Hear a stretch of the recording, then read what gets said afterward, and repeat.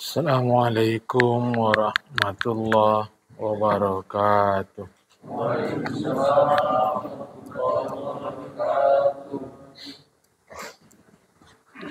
Alhamdulillahi rabbil alamin.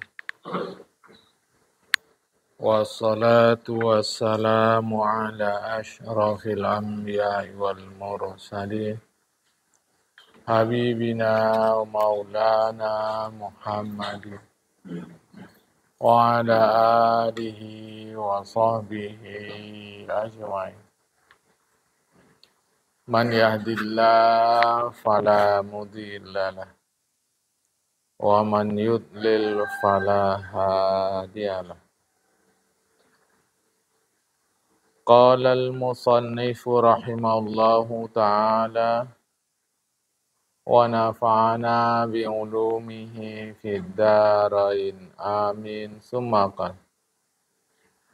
Dan tidak pantas penguasa yang tidak adil. Inilah nasihat keempat Khalifah Umar bin Khattab. Tidak pantas 10 macam yang tidak ada 10 macam yang tidak pantas tanpa 10 macam yang lain. Yang keempat, penguasa tidak adil itu tak pantas. Karena adil adalah menjadi bahagian kekuasaan. Adil ini bukan sama rata. Justru sama rata itu zalim. Adil ini wad'u syai'i fi mawdi'ihi. Wad'u syai'in fi mawdi'ihi. Meletakkan sesuatu pada tempatnya. Artinya memberikan sesuai dengan keperluan rakyatnya. Itulah disebut adil.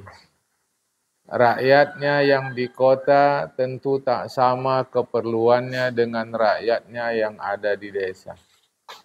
Maka memberikan masing-masing keperluan itulah adil.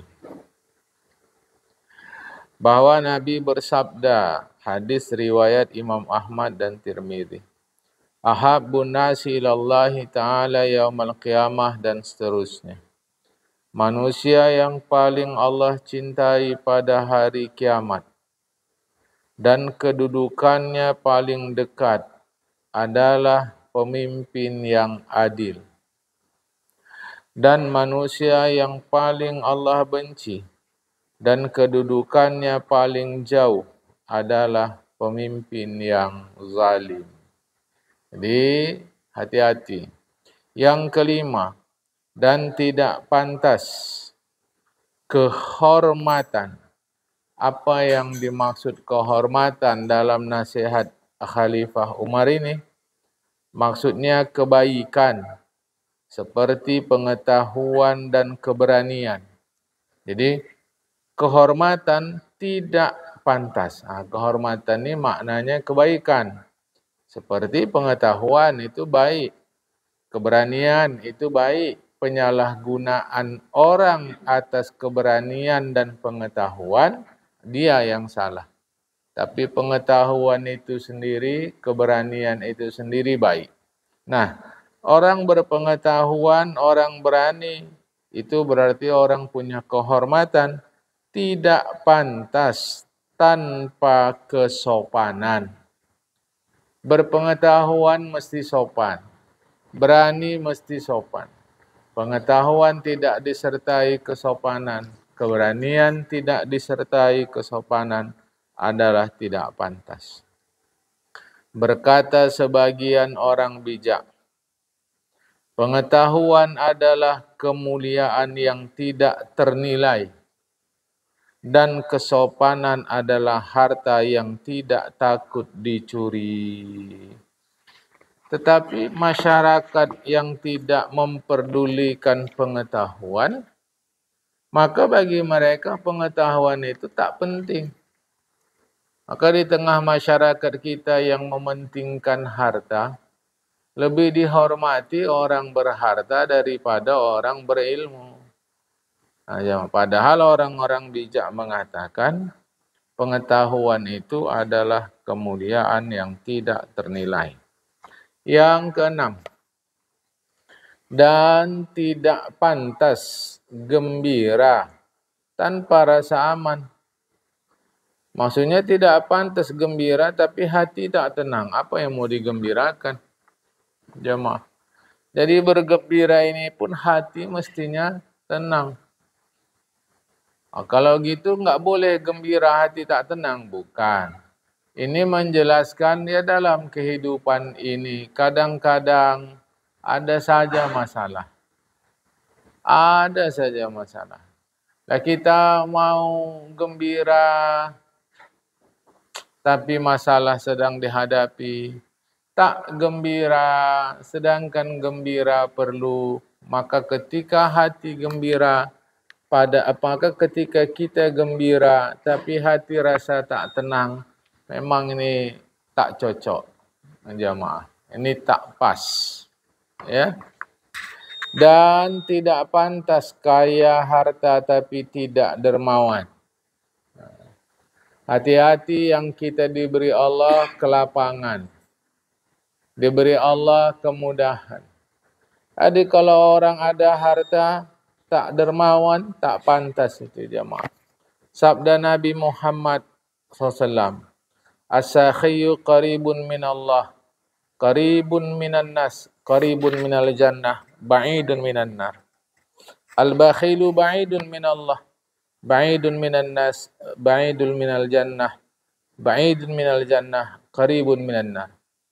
Wal jahilu sakhi ahab ilallah minal abidil bakhil. Orang dermawan itu dekat dia dengan Allah, dekat dengan manusia, dekat dengan surga, jauh dari neraka.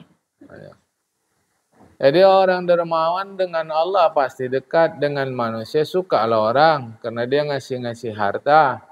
Dengan surga dia dekat, dari neraka dia jauh. Sebaliknya, orang pelit jauh dari Allah, jauh dari manusia, jauh dari surga, dekat dengan neraka.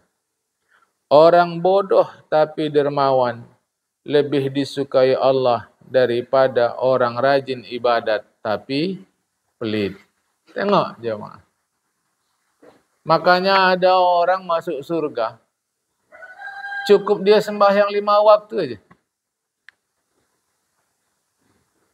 Sembahyang 5 waktu aja, tapi dia dermawan. Surga aja.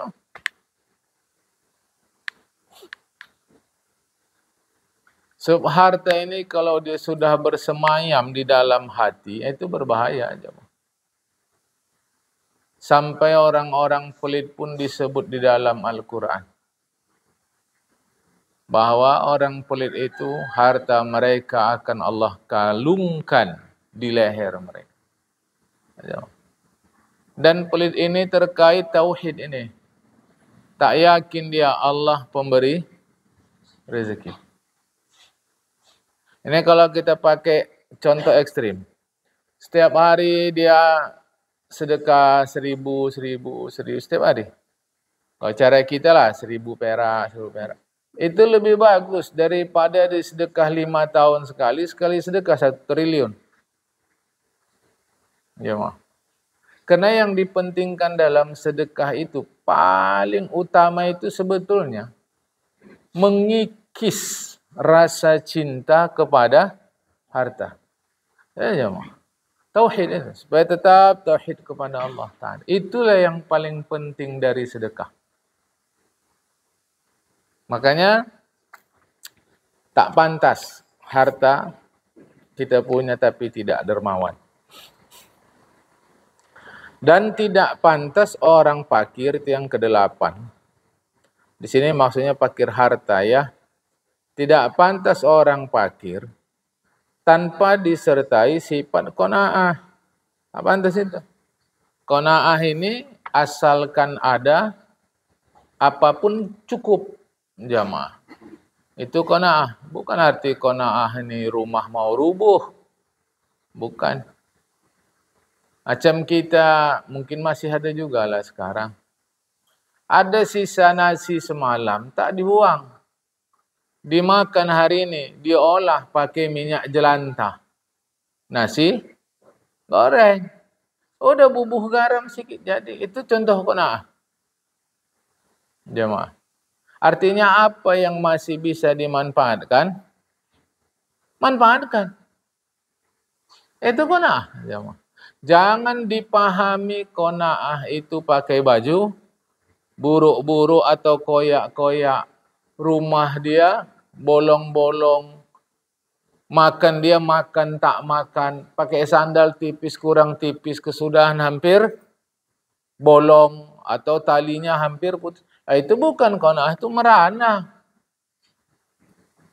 Sebab salah satu contoh orang qanaah Khalifah Umar bin Khattab. Kayanya luar biasa. Jemaah. Maka nggak cocok. Jadi qanaah itu, kalau cara mak-mak ni perempuan-perempuan muslimah, kita sebutkan muslimah lah. Karena kita mengaji jemaah. Cara mak-mak zaman dulu, kain perca itu tidak dibuang. Perca itu kan kain sisa. Yang udah bekas potong-potong. Perca itu bukan kain utama. Dah itulah dia. Tapi tak dibuang. Dijahitnya balik. Tak jadi apa-apa lah jemaah. Itulah qanaah. Itulah qanaah. Tapi di masyarakat dipahamkan qanaah ini. Bila punya piring tu retak-retak. Itulah qanaah. Kalau retak-retak dia pas makan pakai kuah. Macam mana? Jemaah. Ini lurus. Nah jadi tak pantas orang fakir tanpa qanaah. Nah, ada saya sebut ya. Apa qanaah ada saya sebut. Hadisnya. Kita baca hadisnya, terjemahan saja ya, biar hemat waktu kita. Artinya waraklah. Warak pun dah saya bagi tahu. Warak itu memelihara diri. Itu warak. Bukan waktu takbir tangannya diangkat pelan-pelan, kalau jalan pelan-pelan, kalau cakap pelan-pelan. Bukan warak itu jemaah. Warak itu menjaga diri. Warak paling rendah menjaga diri dari yang haram.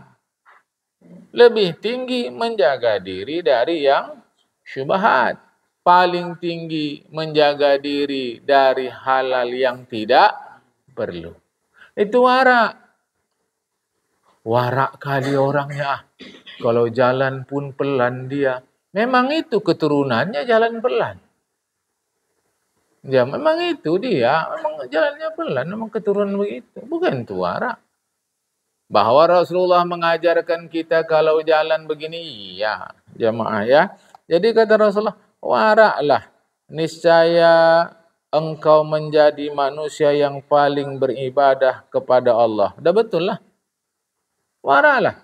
Pastilah kita paling ibadah kepada Allah. Karena tak akan kita jaga dari yang haram, yang syubhat, yang halal itu, kecuali karena memenuhi perintah Allah. Kemudian qanaah lah. Niscaya engkau menjadi manusia paling bersyukur. Ada ini alhamdulillah, ada ini alhamdulillah, ada ini alhamdulillah. Jamaah. Ini bisa buat pakai ini, alhamdulillah. Oh, pakai ini tak bisa, pakai ini bisa buat, alhamdulillah. Bersyukur, pasti bersyukur. Dan sukailah untuk orang lain apa yang kamu sukai untuk dirimu. Niscaya engkau menjadi orang beriman yang sempurna. Kita tak suka diganggu orang, jangan ganggu orang. Kita tak suka kalau sedang istirahat tidur tiba-tiba terbangun kena orang manaskan kereta atau mobilnya. Jangan kereta mobil kita panaskan mengganggu orang tidur. Sama begitu jamaah. Macam mana mengukur orang? Kita mengukur diri sendiri bisa. Jangan kalau tak mau orang Misal kata terganggu oleh suara wirid orang, kau waktu wirid jangan ganggu orang juga. Suara wiridmu. Awak sedang wirid pun, awak semalam sedang cerita pun tak bisa. Padahal tamu datang dari jauh. Dah lama tak jumpa. Ribut kali yang wirid ni pun. Apa segiliranmu wirid, jangan buat suara kuat-kuat. Kita ni terlampau pandai menunjuk orang. Tapi kita menutup dari kekurangan kita, jamaah. Salah kita tutup. Orang aja yang salah. Yang lebih hebat nanti hewan pun salah dibuat dia. Hewan. Bukan orang lagi. Jamaah. Jadi sukai untuk orang lain apa yang kau sukai untuk dirimu. Niscaya kau jadi orang beriman yang sempurna. Dan berbuat baiklah kepada tetanggamu. Niscaya kamu menjadi orang Islam yang sempurna. Dan kurangilah tertawa karena banyak tertawa mematikan hati. Ini maksudnya terbahak-bahak. Kalau ketawa seperti kita biasa jemaah, itu malah menyehatkan badan. Berkata Syekh Abdullah bin Al-Mubarak, menampakkan cukup padahal dia fakir, itu lebih baik dari fakir. Ini menjaga marwah, harga diri. Memanglah kita sedang susah, miskin harta, tak kita nampakkan. Tapi bukan pula macam cara orang sekarang. Miskin, tapi nak tunjukkan dia orang kaya. Itu namanya BPJS. Biaya pas-pasan. Jiwa sosialita. Oh, itu kata orang. Kalau awak dulu bimas, biar mati asal setan. Sekarang dah berubah, jamaah. Susahnya duit, biar jangan sepele kali orang sama kita. Dari sisi itu betul. Jaga harga diri. Tak boleh kita membiarkan harga diri kita dihina orang. Tetapi yang jadi masalah besar pasak daripada tiang. Itu masalahnya. Sampai orang sekarang ngutang-ngutang untuk gaya hidup. Betul ada gitu? Sampai utang-utang dia untuk gaya hidup dia jemaah. Kan jadi tak bagus. Maka di sini disebutkan menampakkan cukup padahal dia fakir lebih baik daripada fakir itu sendiri. Mengapa? Menjaga harga diri. Itu penting jamaah, ya. Kemudian yang ke-9, tidak pantas tinggi keturunan dan kebangsawanan, bahwa kita ni keturunan raja diraja. Kita ni keturunan orang hebat. Pokoknya di masyarakat kita keturunan, ya kalau masyarakat kata darah biru lah, jamaah. Ya, keturunan bangsawan. Tak pantas tanpa disertai sikap tawadu. Apa tawadu? Rendah hati. Apa maksud rendah hati? Menerima kebenaran dan tidak menentang hukum. Jadi tawadu itu rendah hati. Rendah hati maksudnya menerima kebenaran dan tidak menentang hukum. Bukan rendah diri. Kami minta bapak nanti ngasih kata sambut. Alah tahu salah. Tak pandai tahu. Dari sini aja, sini aja. Terus. Itu bukan rendah hati itu. Itu demam panggung. Jamaah. Bukan duduk di belakang-belakang. Bukan rendah hati itu jamaah. Dia tak percaya diri. Rendah hati itulah dia. Kebenaran terima, jangan tentang hukum. Jadi kalau ya memang dalam masyarakat kan begitu. Memang ada disebut masyarakat ini keturunan orang-orang hebat, ini keturunan bangsawan ini. Ya terserah. Nah, orang yang dipandang masyarakat keturunan orang-orang hebat itu tak pantas kalau dia tak punya jiwa tawadu. Sampai pun Rasulullah ikut mengangkat batu waktu gotong royong di masyarakat jamaah. Sahabat-sahabat, wah rasanya macam mana ini Rasul ikut angkat. Ini kadang kita di masyarakat kena dihormati masyarakat, gotong royong pun tak cebur ke paret dia jamaah. Sekedar nengok, istilahnya mengontrol saja, aman dia pun pulang, dah. Kalau ditanya beres Pak, udah beres, dah. Padahal awak habis kerja, habis tenaga sampai bengkak-bengkak tangan jemaah. Kan? Ini tak betul. Jadi tawaduk itu bukan pula dia merusak harga diri. Apa tawaduk? Rendah hati. Apa rendah hati? Maksudnya menerima kebenaran dan tidak menentang hukum. 10. Akhir nasihat Khalifah Umar. Dan tidak pantas berjihad, yaitu mengajak kepada agama yang benar tanpa disertai taufik.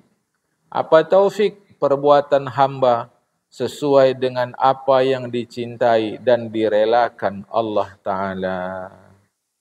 Kita ajak orang kepada agama, tapi kita sendiri tidak melaksanakannya. Itu tak pantas.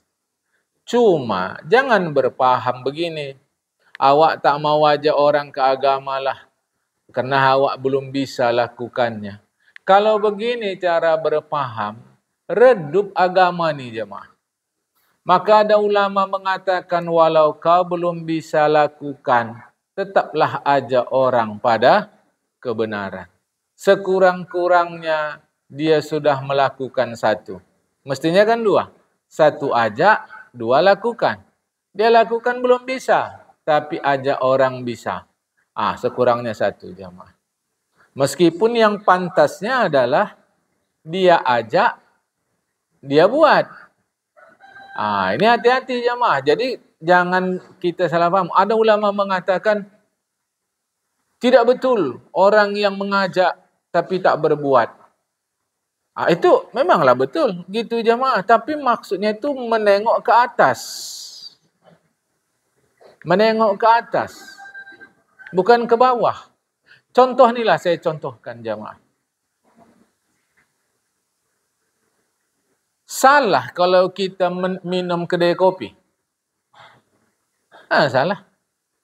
Pergilah kita kedai kopi. Bayar tu. Kopi kan benda halal. Bayar. Masalah. Tapi ada ketua ulama setempat. Apapun persatuan ulamanya lah. Dia minum kedai kopi. Pantas? Jemaah. Cara sekarang lah. Kopi-kopi bayangkan kedai kopi. Jemaah. Pantas. Macam kita, makanan ada di mulut, cakap. Itu biasa. Tapi ada ulama, makanan ada di mulut, dia cakap. Pantas? Tak pantas. Jadi bukan benar salah saja, tapi pantas tak pantas. Jadi makanya bukan salah orang minum kedai kopi tadi, tapi menengok nilai yang lebih tinggi. Tak pantas si ulama di situ. Jamaah, tak pantas. Jadi ini pun begitu. Ajak orang, kita buat. Ajak orang, kita buat. Memang begitu. Tetapi tak pantaslah kalau kita ajak orang, kita tidak berbuat. Jadi kalau maksud yang tadi itu salah kalau mengajak tidak berbuat. Maksudnya dia menengok yang lebih tinggi. Tapi macam kita ni sudahlah jamaah. Belum bisa buat, sekurang-kurangnya ajak. Belum bisa buat, sekurang-kurangnya ajak. Ya.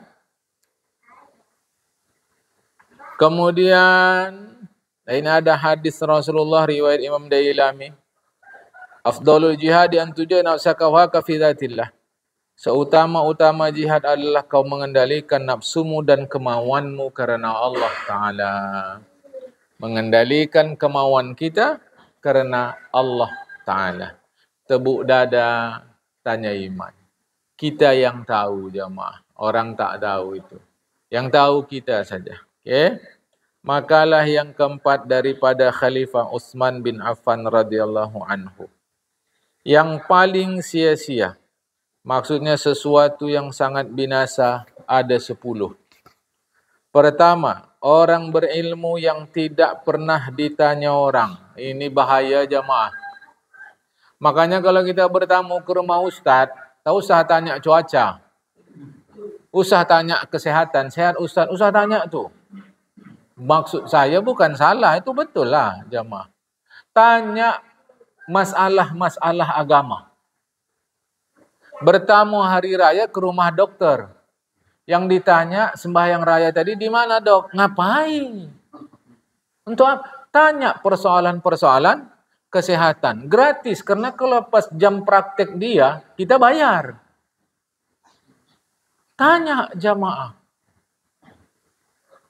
Jadi ini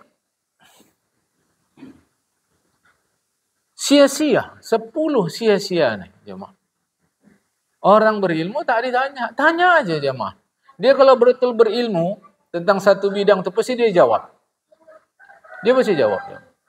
Cuma kita mau tengok lah, jangan nyinyir kali. Tak izin dulu Ustaz. Itu bayam, itu kan tumbuh-tumbuhan ya. Apalah warnanya itu? Ada hijau, ada merah. Saya pernah nengok bayam hitam, itu tak tahulah saya pula.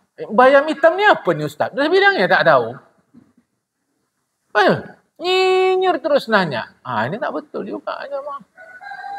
Kan? Nanya aja gue tak bisa. Jadi itu sia-sia kalau ada orang alim yang tidak ditanya. Sia-sia umur kita tak nambah ilmu, sia-sia ilmu dia, kenapa pasti dibawa dia mati. Ilmu tak diwariskan. Ilmu tak diwariskan, itu dibawa sama yang punya ilmu jemaah.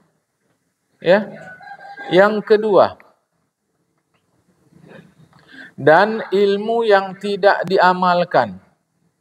Berkata sebagian sastrawan, ilmu adalah sebaik-baik warisan dan mengamalkannya sesempurna-sempurna kemuliaan. Ada ilmu yang tak diamalkan sangat binasa, itu sayang jemaah. Macam sekarang lah ni. Yang pernah saya cerita sama kita. Cari dulu orang Melayu yang ahli betul masak bubur pedas tu. Cari dulu jemaah. Yang ahli, bukan bisa. Kalau perkara bisa, sekarang ada pula bumbu bubur pedas tu instan ya. Awak beli aja dipajak udah. Ada jemaah. Bukan itu, yang betul dia ahli dimasak bun. Coba cari dulu. Jemaah. Hilanglah ilmu itu nanti. Kalau rendang, masih banyak lagi jemaah. Yang ahli betul. Hilanglah nanti ilmu itu sebab tak diamalkan orang lagi. Hilang. Kita nanti hanya jadi bahan cerita. Dulu begini. Karena tak diteruskan. Jemaah. Tak diteruskan. Masuk awak ke kedai nasi. Menyediakan masakan Minang. Garis miring. Melayu. Senanglah awak. Tak dapat awak. Cita rasa Melayu. Yang kita dapat cita rasa Minang. Itu akan hilang. Itulah disebut sangat binasa tadi. Ilmu yang tidak diamalkan. Lah orang Jawa masak rendang. Wih sedap nih. Tahu-taunya manis. Coba. Kesudahan nanti rendang hilang pamor. Tak pedas lagi. Tapi jadi manis. Hilang dia. Begitu terus. Tak pernah kita ceritakan pekasam sama anak kita. Apa pekasam ni? Durian tu. Tak pernah. Kita tak pernah lagi ceritakan. Kesudahan anak-anak kita waktu merantau ke daerah lain, bangga kali dia. Dari sana pulang, dibawanya tempoyak. Inilah, mak, ya, khas daerah sana ni. Lah, sini pun ada. Orang dia tak pernah tahu, di rumah buat tak pernah. Padahal, udah megah kali dia bawa aja mah. Sini pun ada. Tapi tak pernah diamalkan. Beda tu. Tempoyak sama pekasam.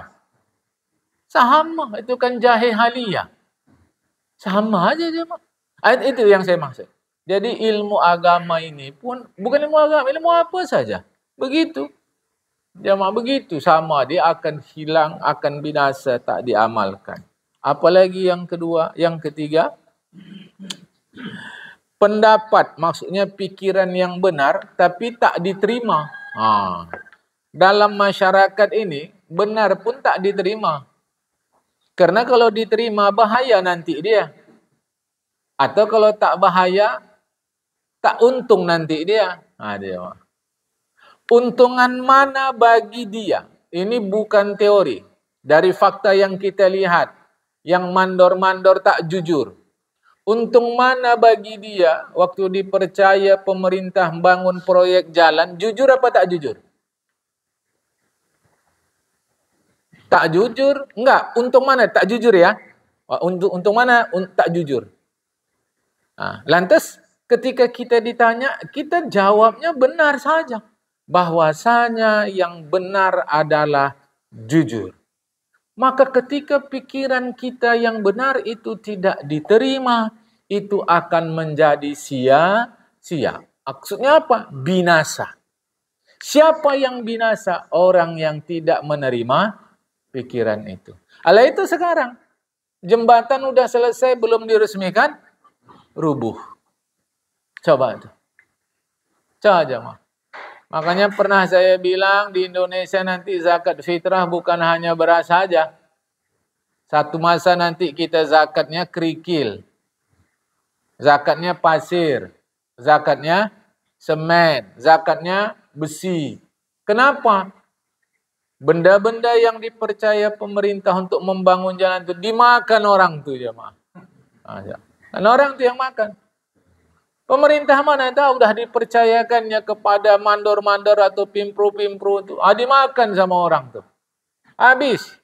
Nanti aspal-aspal pun zakat. Hilang aspal tadi jemaah. Coba dulu. Coba. Ini kan mengerikan. Besi itu hilang. Apalagi cara sekarang. Ini kena masih takut aja orang sama masjid musola. Masih ada takut kualat dia. Kalau pagar-pagar rumah, sekarang ni habis tak? Alhamdulillah tempat kita aman. Ya mah. Tempat lain pagar-pagar habis. Ngeri. Itu makan orang dah berubah. Udah berubah makanan orang sekarang. Besi-besi pun makan. Ya mah. Habis. Ada pikiran yang benar tak diterima, itu akan mengakibatkan binasa. Siapa yang tak menerimanya itu? Awak bukan enggak nerima tapi cemana lagi? Sudahlah. Kan? Dan senjata yang tidak digunakan dah tentulah. Ya. Dan masjid yang tidak digunakan untuk sembahyang. Itu sia-sialah jemaah. Tutup masjid. Kenapa? Tak ada penggemarnya. Jangan bilang di Indonesia, kita suka cerita nih. Di barat sana gereja-gereja habis, kosong. Tak digunakan lagi, sebahagian dibeli orang Islam. Memang begitu kenyataannya. Tapi tak semua. Apa di Indonesia tak ada masjid yang hilang penggemar? Nanti orang bilang, saya bela gereja. Apa urusan saya bela gereja? Itu sudah ada pembelanya, penganut agamanya sendiri. Saya menyampaikan kenyataan. Ada tak masjid hilang penggemar? Masih Ramadan saja udah hilang penggemarnya. Masjid jadi.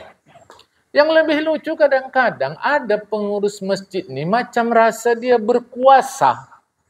Kesudahan tak nyaman awak sembahyang di masjid itu. Begitulah tingkat pemahaman kita. Macam dia penguasa masjid itu. Lebih parah lagi macam keluarganya pula yang punya masjid itu. Jadi kalau anak cucunya ke masjid itu aman. Kalau anak orang lain main-main ke masjid, marah dia. Tapi kalau anak cucunya boleh, pas kepanasan di rumah tidur di masjid, hidupkan AC. Boleh. Ada yang begitu. Tidaklah semua. Kalau semua begitu, kita pun tak bisalah hadir ke Al-Muhyad ini. Jamaah. Maksud saya, adil.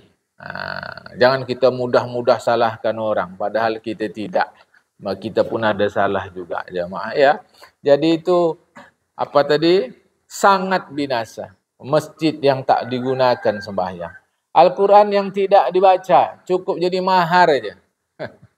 Jamaah. Macam kita, ya, macam kita ni kadang Al-Quran tu di rumah letak situ.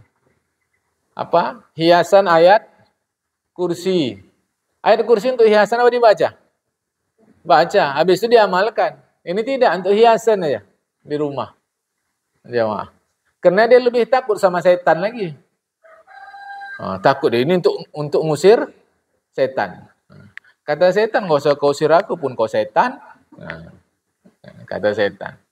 Yang tidak benar-benar menggunakannya, jamaah. Kita ni kurang suka kali aneh-aneh. Ya, jadi ini harap dipahamkan. Al-Quran tak dibaca, itu keliru.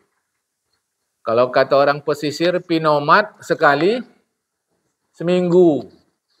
Malam Jumat atau siang Jumat. Bacalah Yasin punya dilah jamaah. Sempat di rumah kehilangan Quran, kan ngeri itu. Tamu datang, rupanya tamu rajin baca Quran. Bang, baca Quran dulu. Kejap, cari dulu. Mana Quran tadi? Coba. Hilang. Ingat anaknya ngaji alif-alif sana. Cara dulu alif bata, sekarang Iqra. Ke rumah gurunya lah. Kejap, ada, kejap. Kunci pula pintu sana. Bingung aja mah. Kan hebatlah orang Islam ni. Tapi kalau jimat, tahu kali dia tempat dijaga malahan. Jimat tadi. Yang ngeri ni. Ya. 7. Harta yang tidak disedekahkan. Sia-sia tu jamaah. Tak ada orang mati bawa harta. Tak ada. Ya, harta itu gunakan untuk cari pahala. Dah, itu aja. 8. Kuda yang tidak ditunggangi. Kalau cara kita, kendaraan yang tidak digunakan. Untuk apa? Gaya, pamer ya. Jamaah, pamer. Dah. Ya, baik, kita teruskan. Ilmu dan ilmu zuhud di hati orang yang menginginkan kehidupan dunia. Ini yang ke-9. Artinya ada ilmu dia tentang zuhud, tapi dia ingin hidup dunia. Ini tak zuhud. Saya sudah katakan, zuhud itu orientasinya ke akhirat. Jamaah. Ya. Diriwayatkan bahwa Nabi bersabda, kita baca terjemah ya, siapa saja yang bertambah petunjuk ilmunya, tapi tidak bertambah zuhudnya dalam kehidupan dunia, maka dia tidak bertambah dari Allah selain semakin jauh. Makin tambah ilmu tapi makin khayal dengan hidup dunia ni, berarti dia makin jauh dari Allah Ta'ala. Hati-hati jamaah. Yang ke-10. Umur yang panjang tapi tidak membekali perjalanannya ke negeri akhirat. Panjang umur. Tapi kita bukan hukum dia. Ini untuk pribadi masing-masing jamaah. Tak boleh kita kurang percuma aja. Panjang umur dia. Tak ada ibadah dia. Kita tak begitu. Ini kan pribadi. Panjang umur tapi tak siapkan bekal. Ini binasa lah ini jamaah. Kan? Jadi tebuk dada tanya iman masing-masing. Aci-acinya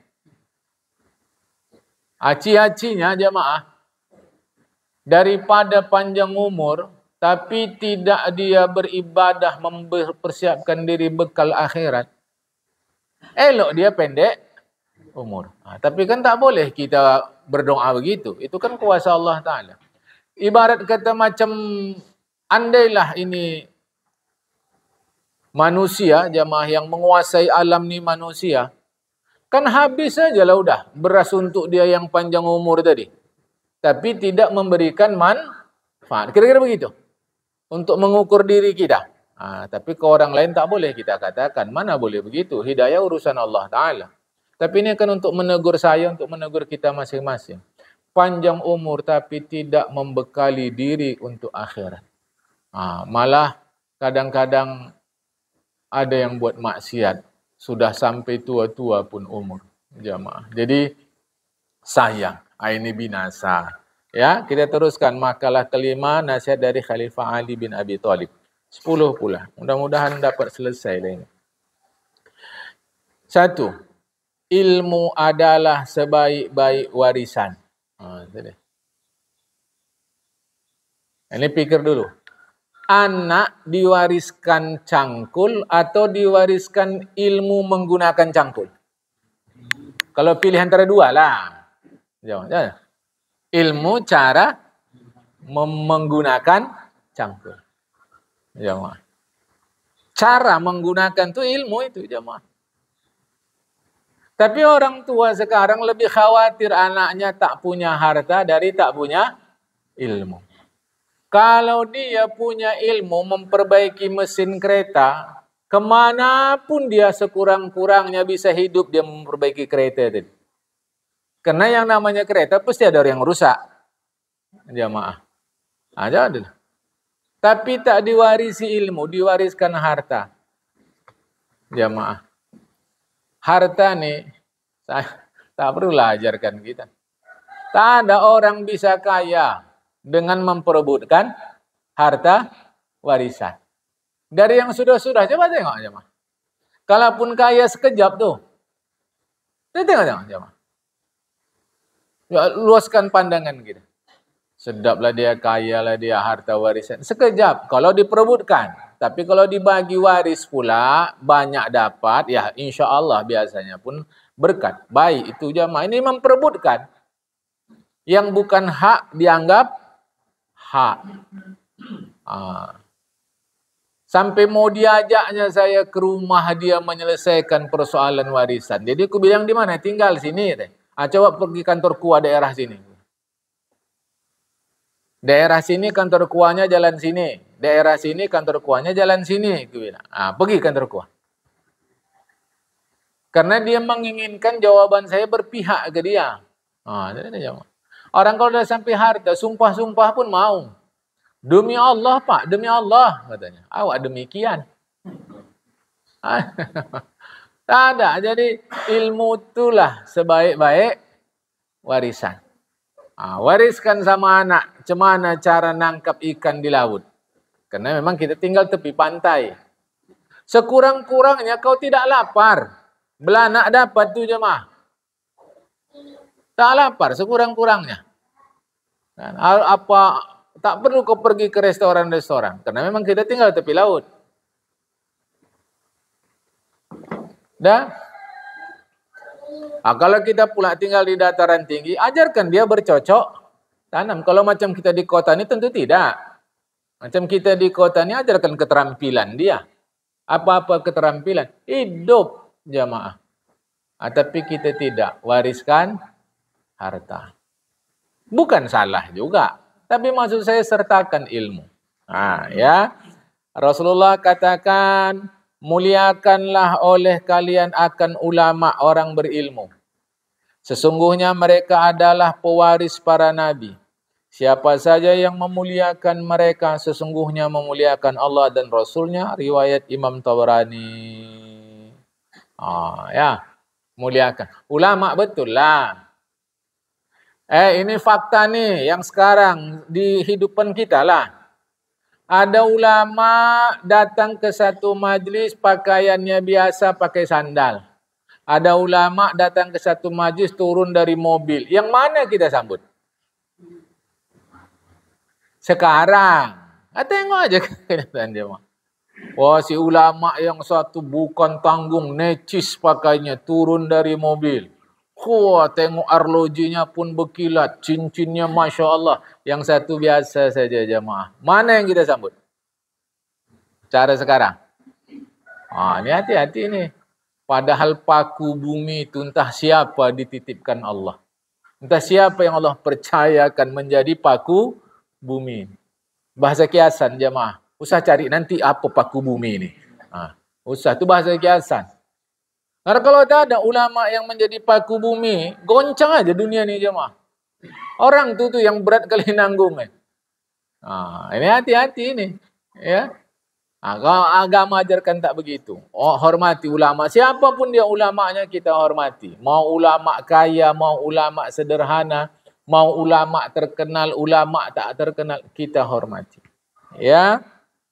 Kedua, sopan santun adalah sebaik-baik usaha. Ini sopan santun. Dah kita cerita yang lalu. Ya. Takwa sebaik-baik bekal. Bekal akhirat. Serendah-rendah takwa adalah tidak menyekutukan Allah. Itu paling rendah. Makanya ada orang minum khamar tak sembahyang, na'udzubillah main judi. Selama dia tidak menyekutukan Allah disebut takwa. Tapi paling rendah. Dan setelah itu menjauhkan diri dari maksiat dan keburukan. Lebih tinggi.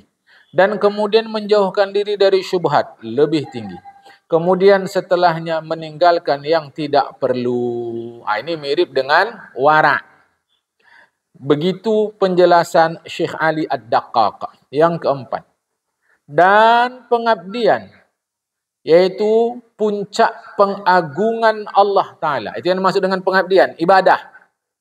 Ibadah itu artinya pengabdian. Apa yang dimaksud di sini? Puncak pengagungan Allah Ta'ala adalah sebaik-baik harta perniagaan. Yaitu harta yang dipersiapkan untuk berniaga kita ke akhirat. Pengabdian jamaah. Dan saya sudah jelaskan di sini. Ibadah ada dua. Ibadah mahdoh. Ibadah ghairu mahdoh. Kita tak ulang lagi. Kelima. Amal solih adalah sebaik-baik pembimbing ke surga. Solih pun sudah saya jelaskan. Amal pun sudah saya jelaskan. Ya. Dan baik amal itu perbuatan ya. Asal perbuatan disebut amal dalam bahasa Arab. Yang keenam. Baik kelakuan adalah sebaik-baik kawan bagi pelakunya di dunia dan di akhirat. Ini mirip-mirip dengan angka 2 tadi. Ya. Yang ketujuh, santun.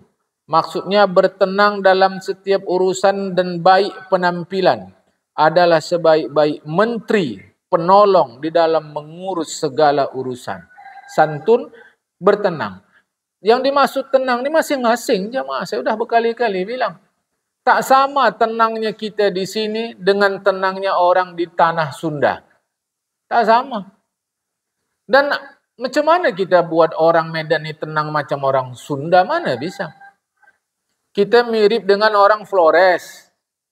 Kita orang Medan sini mirip dengan saudara kita dari Papua, dari Ambon, dari utara, Sulawesi Utara mirip.